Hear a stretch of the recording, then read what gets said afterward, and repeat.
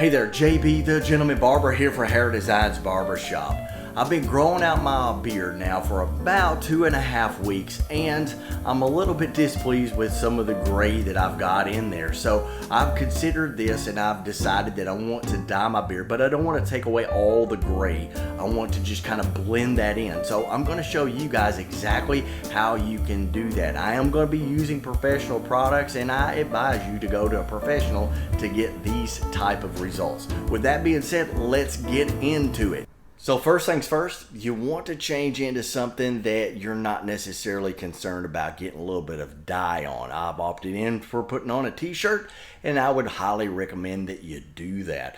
With that being said, let's go ahead and get on into the hair dyeing process. So let me show you a couple of different things that we're going to need here in this process besides just changing out our shirt. We're going to need our colors. I've opted in for the Redken camo color here, and this is a 5-minute color. It works really well. I've got a developer here, and this developer is made by Lumishine. It is a volume 10. Now what this really is it is a hydrogen peroxide. And what that hydrogen peroxide does is it opens up the cuticle, which is the first layer of your hair, and it allows that color to penetrate into the cortex. The cortex is the center layer of the hair. There's one more layer to the hair, and that is the medulla, but we will not be affecting the medulla today. We're not going to penetrate that. We just need to penetrate the cortex of the hair so that it penetrates and deposits that color. Only need a very small amount. We don't even need nowhere near even an ounce. And we are going to go for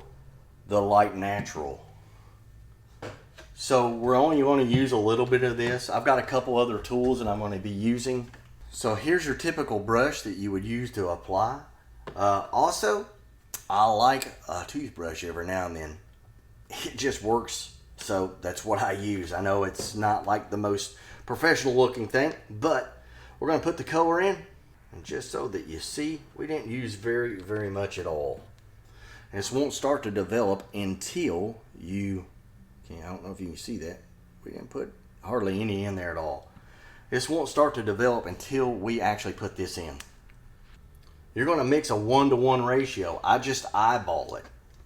I've been doing it long enough that I can just eyeball it and figure it out. Then we're just going to do a good mix. We're going to mix that all together. Make a paste, almost like a paste. It'll have a little bit of a kind of gel up a little bit.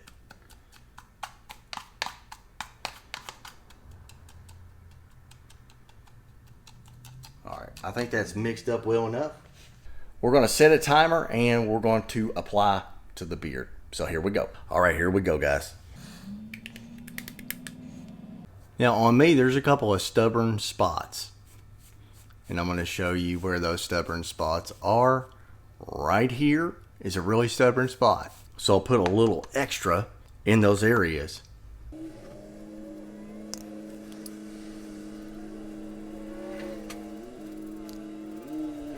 Now what you want to do is you want to get complete coverage.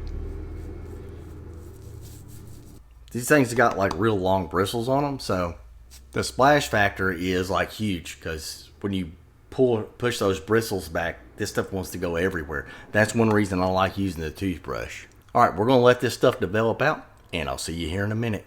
Alright, update time. It is about 7 minutes in. We can already see some of the color change here on the areas, so we're going to wait just a few more minutes. Let's see what happens. Alright, here we go. We're going to shampoo this out. So I use Color Safe shampoo.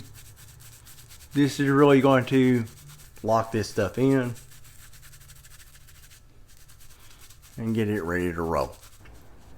You always want to use a darker color towel because it will stain your towel. Black, it's not going to matter. You're not going to see it. But it won't wash out of a lighter colored towel, that's for sure. You've ruined it. Alright. I think one more rinse and we should be good. And what the water does, so it neutralizes it, is the word you would use. The correct terminology. It neutralizes all the action. Look at this, guys. Well, I think it's done a pretty good job. Let's just kind of pat it dry. And we'll see. Sometimes it'll darken up just a little bit even after you have applied it. So that's one of the tricks, is that it will darken. It will darken as the time goes on. So I'm going to give you guys some pictures of the results here in just a few minutes. But all in all, I think it's looking good so far. I'm going to finish getting ready. I'm going to shave and do all that sort of stuff. And I'll see you guys in a few minutes. All right, gentlemen, I finished up all my shaving and all that stuff. I shaved my head, it shaved the outline, my beard, all that great stuff. We're gonna top this whole thing off with a little bit of beard oil from Warlord. It is going to be that Southern tobacco. I love that so much. We're gonna put just a little bit, because just a little bit will do you. And we're gonna top it all off with that. So, and I say just a little bit, guys, goes a long way. I will emulsify this in my hands, put it on the tips of my fingers, really work it into the beard, and I will take the residual, because it smells amazing, and put it on my skin because it'll act as a moisturizer. So I don't know, guys, does it look better, the before and after? I'll put those photos up. You guys drop a comment down and say what you think about it, whether you like it, or maybe I should have went a different route. But anyway, this is what we got. So with that being said, stay dapper, my friends. Stay very dapper.